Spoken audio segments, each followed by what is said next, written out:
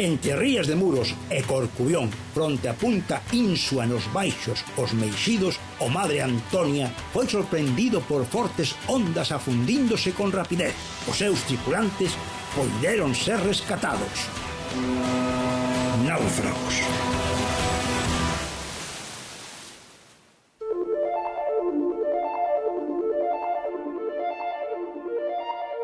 Tempo faise infinito. Pásache a vida inteira pola cabeza, porque non sabes o que vai pasar. Eu creo que a muller pasou momentos moi difíciles, posiblemente, non sei, pero os máis difíciles da súa vida, sin duda alguna. Ela foi a que máis sufreu, sin duda alguna. Posiblemente igual máis que ela, cada día en concreto. Desde el primer momento tuvimos la impresión de que estábamos ante una emergencia con posibilidad de riesgo para las vidas humanas.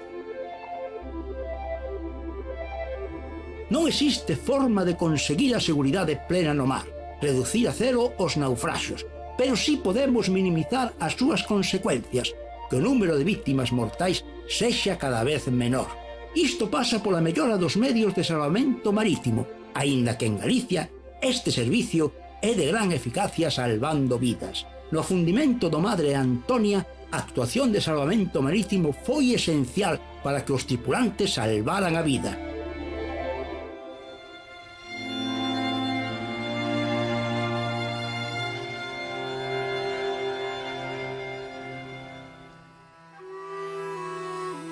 O Madre Antonia tiña base no porto de Muros e o 25 de marzo de 2021 faenaba nos baixos dos Meixidos, fora da ría de Muros, fronte a Punta Insua.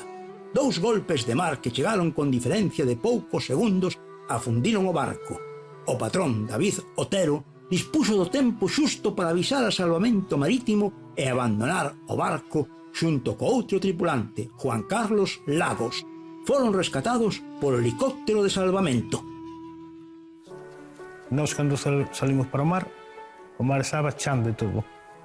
Pasábamos coa última cacea, vimos que empezaba a refrescar de noroeste. E según vimos que empezaba a refrescar de noroeste, apuramos un poquinho máis para acabar canto antes e sacarnos do medio. E ao vir para a terra, preparamos todo ben e viñamos charlando un ao lado do outro. De buenas primeras meteunos un golpe de mar, sin acabar de evacuar ese golpe de mar, largou-nos outro e o barco xa se sentou de popa. E aí xa vimos que non había máis que facer. Un non sabe como vai reaccionar nestes momentos. Eu tuve ese medio momento de reaccionar serenamente e chamar, dar o aviso ao Finisterre, a min contestarme e recibirme. E o seguinte era esperar. Temos que dar gracias que temos aí o salvamento marítimo que funciona moi ben, están moi ben coordinados uns con outros. Para min foi fundamental. Temos que dar gracias a quen nos manda ter todos os equipos que temos a bordo, que a maioría das veces dicimos para que queremos isto, para que queremos aquilo, ou realmente vemos que nos fai falta. E iso temos que dar moitas gracias a eso. Que sen iso, hoxe en día, eu non estaría aquí. Unha das maiores preocupacións que tes é non poñerte nervioso, intentar tranquilizarte, ti, tranquilizar os compañeiros ou quen estea contigo, e intentarte manter a flote. É a maior preocupación que tes. Para nós era fundamental completamente non soltar a boia. Ainda que tuéramos o chaleco posto, era fundamental e imprescindible non soltar a boia, porque é un objeto flotante que te axuda a manterte a flote e a axudarnos un ao outro. Se un se soltaba un pouco da boia, intentábase axudar a que se agarrara o outro a boia. Lanzaron o aviso e salvamento marítimo foi rapidísimo, eso temos que dicilo. O que pasa é que nun principio foron por ali, mandaron os efectivos, foi a lancha de salvamento, foi o helicóptero. No helicóptero creo que parece ser que a primeira vez pasou e nos detectou, non nos veu. Despois na segunda volta sí que foi que os veu, que creo que eso foi o que máis se estabilizou e o que máis dou para que o suceso non fora moito peor. Foi todo tan rápido o voo que tuvo que tampouco foron moitas horas. Houve naufragios que todos sabemos que pasaron días sin encontralos de moitas máis horas. Pero a verdade é que se tampouco se encontraron naquele momento, que a temperatura das aguas pues, houbera sido un problema que houbera sido moi distinto, por non dicir a palabra, do que houbera podido pasar. Penso que está ben, o home está recuperando, pero vai lentamente. O susto foi demasiado grande. Gracias a Dios quedou todo nun susto, pero pasáronse momentos moi críticos e moi malos, que non se van a olvidar nunca, por suposto. Porque, como neste caso en concreto, pues, os accidentes pasan, pues, levantouse un pouco mar de fondo, levantouse un pouco mar, e pasou, non foi porque é moi fácil despois de que pasan os accidentes buscar culpables, se non fixera isto ou fixera iso. A verdade é que realmente hai moitos que non se explican, pero sí debemos, e creo que sí, que se está facendo, de mellorar un pouco, porque a verdade é que pasan moitos naufragos no mundo en que estamos, cos adelantos que hai en tecnologías e outras cousas, que xa din cando ven mal tempo, que temos as tecnologías que hai moi avanzadas desde logo, os barcos están moi ben dotados, e siguen pasando accidentes, porque o mar, xa digo, é algo que ou alguén que non duvo ao mar e conoce algo, ou senón é moi fácil aquí nunha oficina dicir o que é o mar, pero é bastante distinto. Estamos falando dun mundo aparte da terra. Se dicía antes o que queira falar mentiras que falo do tempo, é realmente verdade. O mar, xa digo, estás no mar, no mar, calma, o que podemos dicir os mariñeiros, calma chicha, e de repente en 10 ou 15 minutos estás metido nun mar bravo que non sabes como marchar.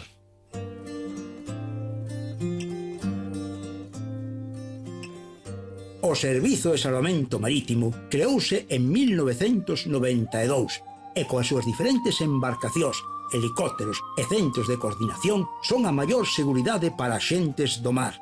Este servizo non evita naufraxios, pero salva a vida de moitos náufragos. Recibimos la noticia de la llamada del pesquero Mar de Antonia, que estaba en dificultades aquí en la boca de la ría de Muros y Noia, y bueno, precisamente porque la información primera que tuvimos fue muy precaria, la llamada por radio fue muy precaria, desde el primer momento tuvimos la impresión de que estábamos ante una emergencia con posibilidad de riesgo para las vidas humanas. La llamada por la radio fue una llamada en una situación extrema en la que se veía que tenían que abandonar el barco. Nos trasladaron la posición y muy poca información más, que necesitaban asistencia y que tenían que abandonar el barco. Probablemente esta gente está viva o no tuvo consecuencias graves para su vida porque pudo hacer una llamada de socorro, aunque fue muy precaria, pero sí pudieron salir por la radio. Estamos en esta posición, nos hundimos. No necesitamos mucho más para esa primera respuesta, pero necesitamos eso. Si no tenemos una alerta, todo lo que sabremos horas más tarde, el barco no volvió a puerto, empezaremos a buscar y las posibilidades de éxito van a ser muy bajas. Entonces, por la parte de salvamento marítimo pedimos la alerta, que se genere una alerta. Cuando hay una alerta temprana, las posibilidades de éxito son muy grandes. De manera inmediata se movilizan los medios más adecuados para asistir, y en este caso fueron la embarcación de salvamento que tenemos aquí en la espalda, la Salvamar Regulus de Porto do Son, porque la posición que nos dieron era en la boca de la ría de Muros y Noia, el helicóptero que hace base en Coruña, el Elimer 401, y el buque de salvamento Don Inda con base en C, en la embarcación auxiliar. Y también, por procedimiento y porque es muy útil en las emergencias de pesqueros, la llamada a pesqueros, barcos en general, pero típicamente pesqueros que estén en las inmediaciones y que puedan asistir, porque con frecuencia faenan barcos en las inmediaciones y puede ser que sea el medio que llegue más cercano. Entonces también se alerta lo que técnicamente se llama el Mayday Relay, la llamada a barcos que estén en las inmediaciones. Y todo eso se hace inmediatamente en cuanto hay noticia, en el propio segundo en que hay noticia de la necesidad de asistencia. Sabía certo que se escoitaran, claro, tes esa certidumbre do tempo que iban tardar realmente en vir ou o tempo que iban tardar realmente en toparnos. Eu sabía certamente que eles recibiran a mensaxe, que podrían en funcionamento o seu traballo, que é toparnos. Ahora, cando nos toparan, non sabíamos.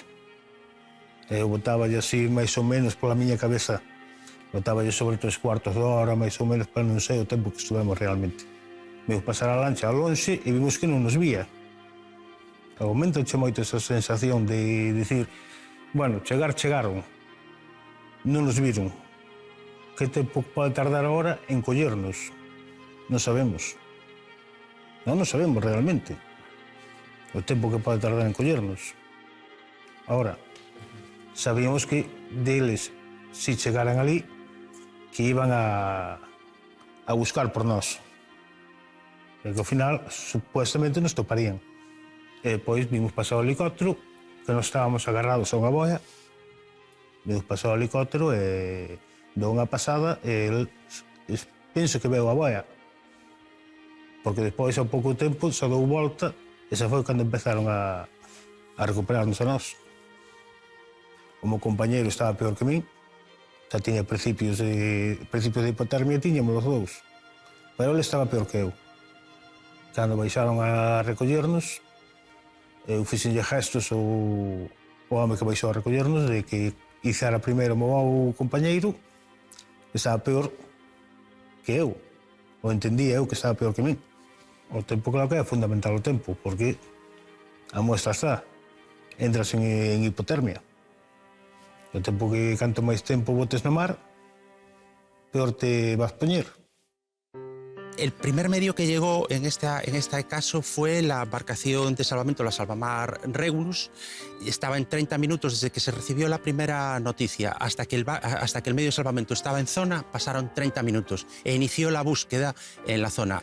Inmediatamente llegó el helicóptero de Coruña y en 45 minutos, desde la primera llamada, localizó a los tripulantes del barco agarrados a una boya y manteniendo de esta manera la flotabilidad, de tal manera que la situación era peor de la esperada. Podíamos esperar que todavía consiguiesen mantenerse en el barco o estuviesen en una de las balsas salvavidas que llevan para mantenerse mientras llegan los medios de salvamento, y en este caso no obtuvieron esa oportunidad, de tal manera que estaban en el agua agarrados a una boya. La situación era más delicada de lo que cabía esperar. El barco siempre es el medio que genera mayor flotabilidad para esperar el rescate. No hay que abandonarlo únicamente en barcos muy grandes en los que pueda haber un efecto de aspiración y así, o que te puedas quedar atrapado. En los barcos pesqueros únicamente tienes que asegurarte pues, que no te van a atrapar aparejos que te puedan llevar al fondo y tal. Pero si garantizas el que no te vas a quedar atrapado, lo mejor que puedes hacer es esperar en el barco si tienes esa ocasión, que no fue este caso, que el barco, bueno, por decirlo de alguna manera, se les hundió debajo de los pies, entonces no tuvieron esa oportunidad. Bueno, es caso por caso, hay que verlo, pero si tienes oportunidad, abandonar el barco es la última opción. En los últimos 10 años en Galicia hubo 700 asistencias a embarcaciones pesqueras. De esas 700, un poco más de 700. De esas, en 11 hubo resultados dramáticos, fallecidos. El porcentaje es mínimo, el porcentaje de accidentes con daños irreparables es mínimo. Muros é un porto situado nunha costa onde o mar, ás veces, máis das desexadas, complica o traballo dos mariñeiros. Este porto é testemunha de moitas mortes de mariñeiros que nunca deberon suceder. Naufraxos de moi triste recordo foron os do Cizurquil, Parito, a Xana ou o Bonifaz, onde morreron homes deste porto. Por sorte no Madre Antonia, os seus tripulantes salváronse. Estivemos moi tensos e pasámoslo moi mal porque casualmente, volvo a decir, aparte de ser o patrón maior que eu represento aos mariñeiros, a verdad que é un gran amigo meu. É máis un amigo meu, é moi querido aquí na confradía, a muller é a presidenta das mariscadoras, é algo que levamos moitos anos tratando xuntos, nunca tuvemos un mínimo problema de nada, entonces pues, estivemos pasando uns momentos moi críticos. Podo dar fe porque a min chamoume varias veces, a ver se sabía, incluso dixo non me mintas, claro que non lle vou a mentir, pero bueno, tratar de tranquilizarlo, por suposto. A muller estaba moi nerviosa, chorando, dixía a mí se sabía algo, eu dixenlle que sí, que xa estaban, pero realmente tiñanos localizados, pero non nos colleran ainda. Nós, despois de que me chamaron de salvamento, que só tiñan o helicóptero e que estaban ben, e que iban para a Coruña, pois eu levei ela a Coruña no coche, estivemos ali. Pensamos que iban quedar hasta o día siguiente, pero non, efectivamente, David, nese mismo día, xa viñamos por aquí de volta, e, bueno, xa a cousa cambiou muitísimo. Bueno, desde o momento que xa cando íbamos en camiño, el se contratou con nós e falou con ela polo teléfono no coche, xa a cousa cambiou bastante. E máis cando chegamos ali e se viron, entón aí xa pasamos, xa estábamos relagados, a ver se lle daban alto, cando lle daban, pero bueno, era igual que lle deran alta ese día como o día seguinte. O principal, o susto estaba pasado e a cousa cambiou. Desde que falaron por teléfono, ainda falaron, pero ti estás seguro que estás ben, pero como non vou estar ben, se estou falando contigo, ainda costou traballo. Eu creo que todo cambiou cando veu que realmente estaba ben. Entón, aí cambiou todo, pero antes deso foron unhas horas moi críticas e moi malas. Eu sempre que arranco para a terra, ou sempre que arrancaba para a terra, tiña a costumbre de chamar a casa. E ese día, pois, chamei a un compañeiro que era, sabía que estaba traballando, un compañeiro que está ahora jubilado, e dixei que viña para a terra. Dase a casualidade da vida que ese compañeiro foi o que tuvo que dar a noticia a miña muller. Eu prefería que fora ese compañeiro, pola amistad que temos, de que ele te dera a noticia, non outra persona, ou que se enterara por outros medios. Hai moitos momentos especiales. Para mí foi un momento moi importante cando un home da ambulancia que nos trasladou ao hospital lle pedín un teléfono e me deixou o teléfono para poder chamarlle e dicirlle que estábamos ben. Para mí ese foi un momento moi especial.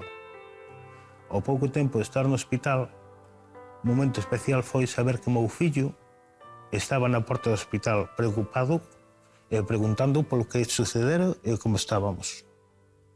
É un momento moi especial, por supuesto, cando chegou a miña muller ao hospital, que atraso o patrón maior, máis o secretario. Momentos especiales hai moitos. Nós o que queremos agora é poñerlle terra de por riba. Ir pasar o pasado está e hai que vivir o día a día. Non se pode vivir nunca no pasado. Hai que vivir o día a día e tirar sempre para diante. Por iso queremos poñer sempre terra de por medio. Miña muller levou no mal. Mal. Ben non se leva nunca. Levou no mal. Sabe ben tamén o que é amar. Pódelle pasar pola cabeza, pero sabe, e ela respeta sempre a miña opinión como eu respeto a dela. Sabe que eu vou seguir andando mar. E que non vou deixar o mar. E ela respeta iso tamén. Un tiempo de respuesta que tú estás en zona desde que recibes la alarma hasta que estás en zona de 30 minutos es un escenario ideal. En 30 minutos siempre das por hecho que las tripulaciones son capaces de mantenerse por sus medios al menos durante ese tiempo. Teóricamente las tripulaciones tienen preparación y los barcos están equipados con sistemas para mantener la supervivencia durante horas, diría días, teóricamente. Entonces, claro, en una respuesta en 30 minutos, en 45 minutos el rescate sería una situación muy desgraciada, no imposible, pero muy desgraciada, que alguna en este caso, de los dos tripulantes perdiese la vida. No es razonable que con tiempos de respuesta así no haya capacidad de supervivencia en ese tiempo. En el helicóptero los rescató y los izó y los llevó al centro hospitalario, vamos, al Albedro, donde una ambulancia los trasladó al centro hospitalario, porque tenían síntomas de hipotermia, en fin, para ser atendidos, para recibir una primera asistencia sanitaria. Para salvamento marítimo, como también tenemos competencias en lucha contra la contaminación, al día siguiente volvemos a salir para ver en la zona restos que pudieron quedar del naufragio, para retirar los restos también por razones de seguridad a la navegación, en el caso de que fuese un barco más grande y pudiese haber aparejos, restos importantes que pudiesen interferir en la seguridad de otros barcos, y también para hacer la lucha contra la contaminación, es decir, pues los barcos lógicamente llevan combustible, etcétera, de tal manera que, por ejemplo, en este caso al día siguiente volvió a salir la Salvamar Regulus Comunidad de Superficie y el avión de salvamento marítimo sobrevoló la zona para verificar si había o no restos de contaminación y demás. Cuando se verifica que no hay restos de contaminación, como fue el caso, entonces las personas están atendidas ya desde el día anterior, no hay restos de contaminación y en principio ahí sí acaba ya la asistencia por parte de salvamento marítimo. As confrarías por sí mesmas pouco ou nada poden facer por evitar os naufraxios, pero estes son, sen dúbida, unha das súas maiores preocupacións. Realmente nada peor pode suceder nun porto que o naufraxo dun barco e con resultado de mortes. Daniel Formoso é un dos patróns maiores con maior experiencia en toda Galicia e sabe ben cal é a situación que viven as familias dos náufragos e como hai que confortalas. Non sabemos por qué, pero é verdad que Muros estamos castigados bastantes. É verdad que sigue habendo moitos accidentes. Non sei se é porque anda moita xente, incluso na mercante, nos barcos de arrastre, en barcos pequenos, como este caso. Neste caso foi máis ben un disgusto de malos momentos, pero gracias a Dios non pasou nada. Pero si houve moitos naufragos, demasiados, volvemos a repetir que demasiados. Non sei por qué, cales son, creo que nadie o sabe, por supuesto, porque se alguén soubera que o vai facer, nadie quere perder a vida, por supuesto. Pero tamén, por outro modo, sintes-te impotente que non sabes como facer. A parte de ser o patrón maior, son o presidente da Federación de Confrarías de Coruña e a veces, cando hai accidentes así, pois obrigache un pouco a ir, e máis nós como mariñeiros, se podemos, imos. É verdad que vas moi mal, vas delorido, non sabes o que dicir. Son momentos que non son fáciles, a veces choras, a veces non choras, pero son momentos moi difíciles. Non sei, por un lado, pois sí, que tes gana de saludar, pero a verdad que sínteste bastante impotente. Que lle deixa a viuda, que lle deixa un fillo que o ves ali chorando, que igual sofre máis que o propio mariñeiro, o propio... Se morremos, vamos a morrer todos, é o mellor, pero o que queda a veces é que lle queda dicindo casi un calvario, porque ao final hai veces que lle quedan dos fillos pequenos, e incluso económicamente as cousas melloraron bastante, pero antes tamén. Pero ainda así, se che marcha a paresa que ti confías, estás encariñado, cambias, o cambio é total. O que pasa é que, bueno, a mentalidade de nós sabemos que todos vamos a morrer, se un día ou outro, entón eso, a morte vais olvidando, pero cando estás mal, canto máis mal esteas, máis vais a recordar o que pasou, sin duda. Son momentos que casi é ben non recordalos, moi difíciles. Polo menos para mí, non sei se son máis sentimental que outros, pero a min dáseme moi mal eso. David Otero mira o mar que é a súa vida, pero puido ser tamén a súa morte, pero non foi así. El segue no mar, que é onde quere estar, é o seu mundo, e di que o único que sabe facer ser mariñeiro. E ser mariñeiro é máis que saber traballar o mar e facelo. Ser mariñeiro é entender a vida dun xeito particular. É un dos oficios que máis se identifican coa forma de vida de quen o practica. Non se mariñeiro só cando se está no mar. Cando pensas no naufraxio, o que máis che ven ao pensamento é eses momentos de incertidumbre, de non saber o que vai pasar realmente. Iso que che ven neses medios momentos. O tempo faise infinito. Pásache a vida inteira pola cabeza. Porque non sabes o que vai pasar, como vai acabar aquilo. Pásache toda a vida pola cabeza. Iso non podes evitarlo nunca. Porque vais a pasar toda a vida completamente en cuestión de pouco tempo, pasache a vida inteira pola cabeza. Veñen días duros porque tens que empezar de novo e reanudar a tua vida. O que non podes facer é estancarte. Ou é a forma de pensar que teño.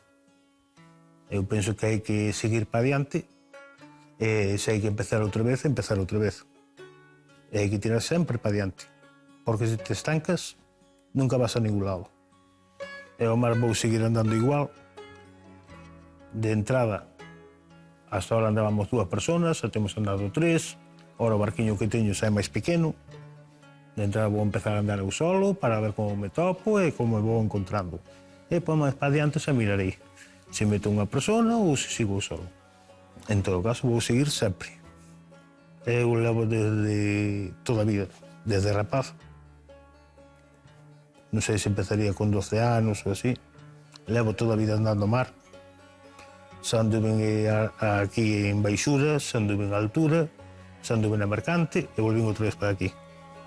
Eu penso que vou seguir andando ao mar hasta que acabe. Sou un mariñeiro toda a vida. E outra cousa non sabemos facer. E non queremos facer outra cousa tampouco. Que seguir andando ao mar e acabar andando ao mar. Sempre me dou de comer. Hai que respetalo para que ele che respete. Non é máis. Hai que ir tirando para adiante sempre. O nome do barco, Madre Antonia, fai alusión a unha nai de Muros. As mulleres de Muros teñen sufrido moito polos naufraxos. Acudimos á voz de Socorro Leal, que xa non está con nós, e sufriu a morte do seu home nun naufraxo. Ela, fai tempo, recitou un poema para nós en homenaxe a Muros, e hoxe soa en homenaxe ás mulleres de Muros. Eu nacín nun pobo e vila de corredoiras estreitas, casiñas de plantas baixas con escudos de pedras feitos, que fixeron os abuelos para que logo viñeran vos fillos que ven criados nas nosas casas de pedra. E no calor do fogar, cas loitas co mar nos daba, viveu o pai e a nai, feliz e enamorada. Que montes temos na vila, con tanto verde adornado, con esa ría tan meiga e os nosos barcos flotando. Canta beleza se esconde en esta verde Galicia, con tantos portos de mar que nos arrullan e dan caricias. Miña vila mariñeira que te escondes tras do mar, mirándoche desde o alto, parece que che bica o mar. A vila de Muros, que conserva con dedicación a tradición mariñeira, tamén ten nesta tradición un tempo para a traxedia, pero por isto é unha vila que alberga un colectivo humano forte, que sabe vivir superando as traxedias, sen esquecer a dor e os que quedaron no mar, pero coa capacidade de seguir construindo a vida, e en moitos casos con homenaxe aos que xa non están porque o mar os levou.